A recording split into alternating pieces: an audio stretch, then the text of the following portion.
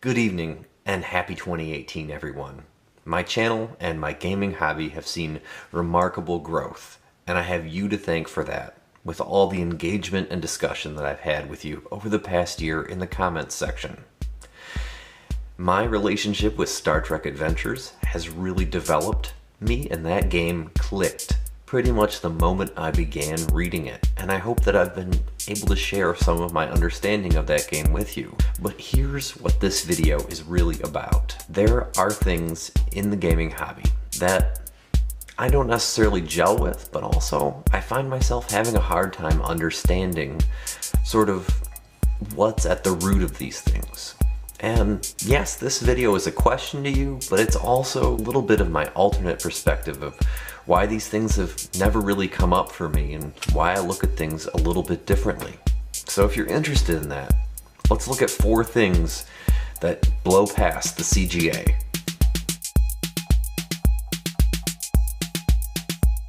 The first of these big mystifiers for me is the idea of nudging the dice. Now, I don't mean the classic fudging behind the screen paradigm. I am a dice fall where they may guy, and a few years ago, I didn't really catch that the party had figured out the trap in this room, that they had foreknowledge from a previous expedition to the same dungeon. And yes, a critical hit did get rolled on one party member as the trap triggered. And yes, I did roll maybe 1 or 2 fewer dice on that instance than perhaps the script might have called for. This is a lot because I hadn't thought things through before I started picking up those dice. But there's a whole other thing that I'm starting to discover, a whole new set of attitudes that some folks hold. Say a guy is rolling nothing higher than a 9 all night, and you're going to intervene, you're going to step in to make things happen so that he doesn't have a bad time. For me, one of the things that you got to ask yourself is, if the number of 9s they had rolled was smaller, perhaps the poetry of that night of bad luck would be different. Why are you calling for those rolls? What does failure mean? Does it truly mean not being able to do it? Or does it mean consequences? The failure at cost and success at cost mechanics in 2die20 system games have been a real eye-opener for me outside of that rules system. It's just a really important thing to think about. When a character is really competent with something, then maybe failure means something different, as it does in Star Trek Adventures. It means that their equipment isn't up to the task. They didn't have enough time, or they didn't have enough subordinates sort of cooperating with them, or the opposition got in the way, or there were kind of distracting circumstances. And the character has it in them to do this heroic thing. So it's a roll to see what's getting in the way, or if you can push past those things in the way. So it comes down to the classic wisdom of why roll when failure isn't interesting? When success isn't interesting? That's sort of a little bit of what I'm talking about with the Don't Roll for Initiative video that's back there on my channel. And I'll be pointing the way at a couple more videos in my channel's back catalog as we continue here. But let's just think for a second about some more of these sort of moving behind the curtain ideas that are becoming somewhat catching, at least in the Dungeons & Dragons zeitgeist. One of them is adding hit points to a big bad or a final encounter of the night when the players are steamrolling it. For my part, I gotta tell you that environmental things can happen. I gotta tell you that an anticlimax is just fine. Sometimes it's very interesting for it to not go the way you thought it was going to. Think about that iconic scene in Indiana Jones where the scimitar brandishing, sort of braggadocio-filled, sort of MacGuffin of a combatant strides up, and Indy unceremoniously shoots the guy dead. And that's it. Sometimes that's fine. That makes it more interesting when your villains are winning. Sometimes that means that the character that did steamroll that big bad, gets to have a heroic deed written down somewhere in the annals of their character. This is the sort of thing that memories are built on, is the unexpected. If the heroes always go through just enough struggle and just enough pushback and just enough expenditure of resources and everything is mathematically cataloged and mathematically precise because you fix the math, then that emergent play, that sense of discovery, just isn't going to be there. That's what I feel.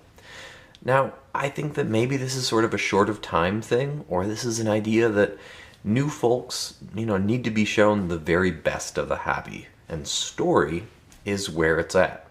Now, story is what happens for me after you let things unfold.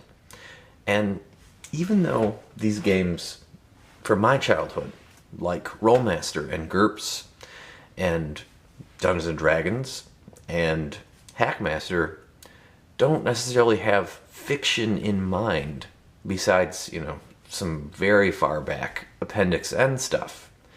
Despite the fact that there's not something, a licensed property like Star Wars or Star Trek they're trying to copy, that flavor of play, the intent of what the mechanics are, if you let them do their thing, is something fun unto itself. And that's sort of what I'm trying to speak up for with Starfinder, is that maybe that idea that you're looking for a better gun off of the guys that you just happened to get into confrontation with somewhere in a desert, somewhere far from your home city, making your way towards the pyramid of Darkstanum, where the ancient progenitors were said to control the very wheels of time.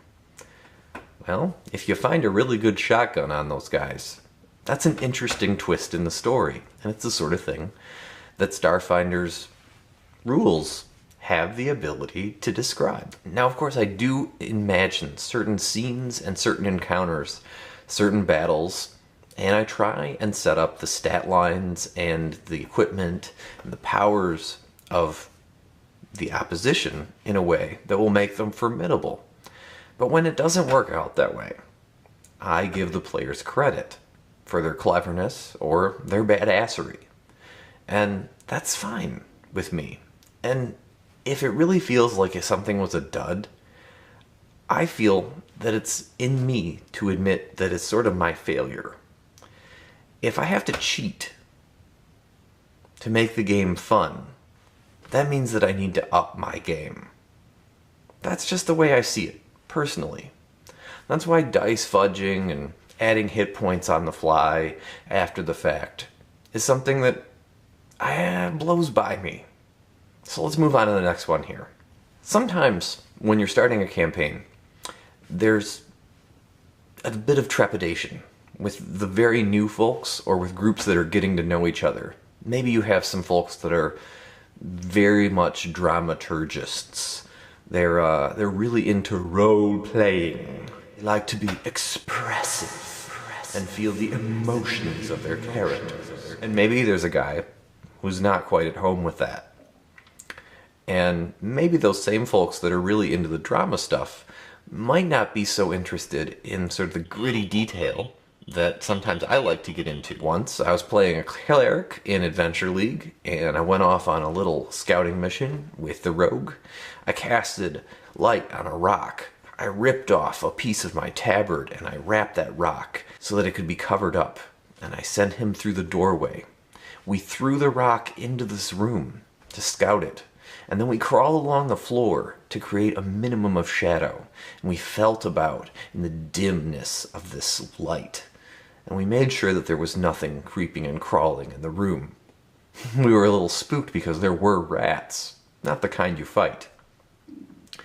That narration, that fine grain of detail, sometimes isn't for the drama crowd. Well, neither is the precise dialogue. But one thing that blows past me is the kind of ground rule or declaration of you don't have to roleplay. It's fine if you don't want to narrate in close detail everything you do, dialogue or no. But even narrating in less fine detail, being more Atlantic rather than Pacific, is still role playing. If you describe your intent that you want to try and bargain down a merchant to a lower price, then that's also role playing. It gets better if you talk about your exasperation, if you talk about brandishing your knife or placing a hand casually upon the hilt. These escalations, these brags about being friends with the local lord, they don't have to be precisely scripted as dialogue to be roleplay. And I think that in large part, a lot of NPC interactions, if they're inconsequential, I do that as a game master. I say, yeah, he's happy to sell it to you for slightly lower than his asking price after a lot of back and forth and several rounds of alcohol. And that's enough time spent on that. And by the same token, the players should have the prerogative to decide how much time and how much fine-grained detail they want to spend on things sometimes. I like the ability to zoom in. I don't want to rule out that sort of thing or say that sometimes it won't be necessary.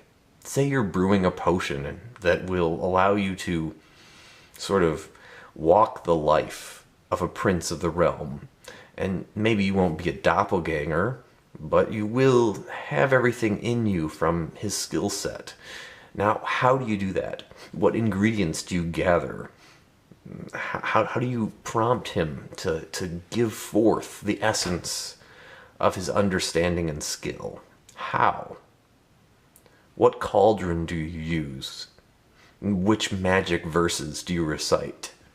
Sometimes those are questions and details that when the player brings them to the table themselves, literally is the experience of being a magic user. It's that fantasy.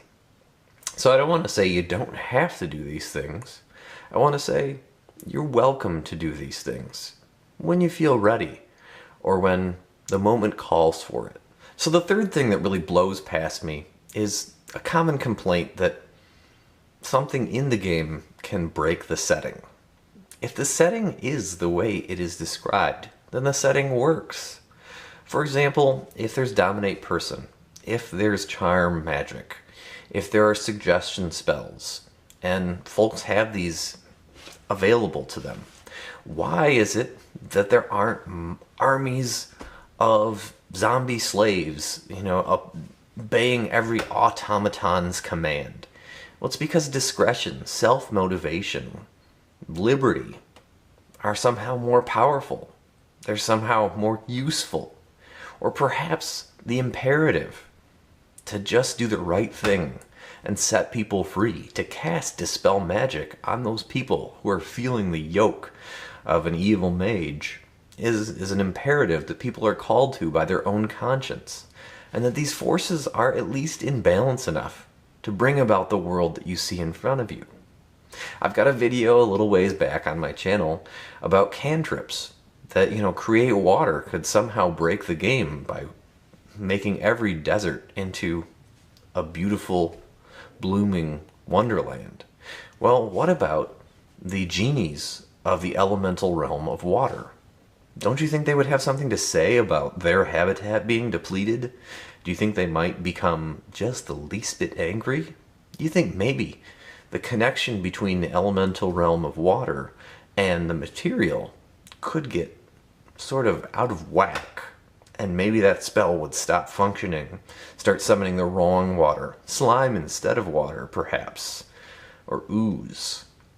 Or maybe it could be that the membrane between the dimensions will break entirely and be diluvian. The point is, magic is unpredictable, and if you use magic in a way that would break the setting, maybe the magic breaks instead. Sort of a thoughtfulness there that I think is important when you're reading the rules of a game. These things are there, and they fit into the setting. That's sort of how I look at it. The opposite way of looking at it blows by me a little bit. And for me, if I started to think that way, I would feel less empowered and less imaginative, less able to set my imagination wild to figure out how things are working. It's a joy for me to put these pieces together and see how they work. So the last thing that sort of I find myself having a hard time understanding as a preference for folks, and the last thing that sort of blows by me, as you know, is the idea of pounding a nail in with a shovel when a hammer's right there. And of course there's the classic mysteries in D&D, or gritty combat in D&D, or sort of city adventuring in D&D, or the many things that folks try and make D&D do. And by the same token, Star Trek Adventures would be a very difficult to replicate a Starfinder experience in. But here's an interesting thought. Remember back on number 1, dice fudging, dice nudging, handouts and help-ups and HP bumps? What if there was a system that had higher probabilities of success for the heroes, or allowed them to succeed at cost, or to really put it on the line and show what's important to them? Well, 2die20 is out there. There's pretty high core probability of success, and there's the success at cost mechanic that the game master can describe. There's fortune, values, termination in Star Trek Adventures that allow you to just get success, to say, no, I don't need to roll today. I'll roll some dice, but I have the successes right in my back pocket, at least for this one check. These are the sorts of things, if the core roll prompt works in a system, is not working for your imperative, that you want everyone to have fun and that the story is the thing.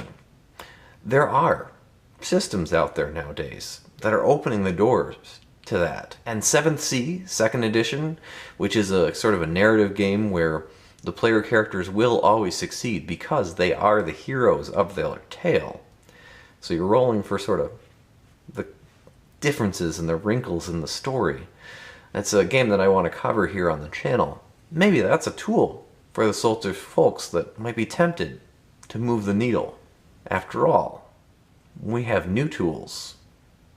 There's a lot of innovation going on in RPGs, and as a gamer, I want to grow and learn from that innovation. And I also want to look to what's special about the environment of play that the classic games that I grew up with kind of create.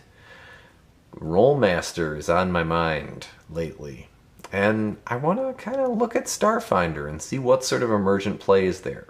I think that it's gun looters and magic havers, and it's an acquisitive game that's all about sort of getting out there and taking people's stuff and getting in gun battles in abandoned space stations and throwing grenades down into ancient alien tombs. I could go on. But the game has a personality, which I think is there between the pages. Yes, with a great deal of work, you could get something that starts to look like Traveler. You could get something that is sort of more just exploration based, or sort of more about sort of getting the job done and getting your cargo to where it belongs. The complexities and the human drama that intervenes. A Firefly style game. But there's all that stuff in Starfinder that you'll have to tell the players to ignore, or that, will come creeping up on you. And I would rather have things tap me on the shoulder and say, hello there, let's have some fun today. And maybe that's the personality that Starfinder has. I think that it's something I'm going to explore on the channel. I'm going to keep exploring 2die20, and I want to get back to roots and do some old school gaming. And I want to keep talking with everyone here on the channel, because it's been great fun over the last year. So, let's take on 2018, shall we?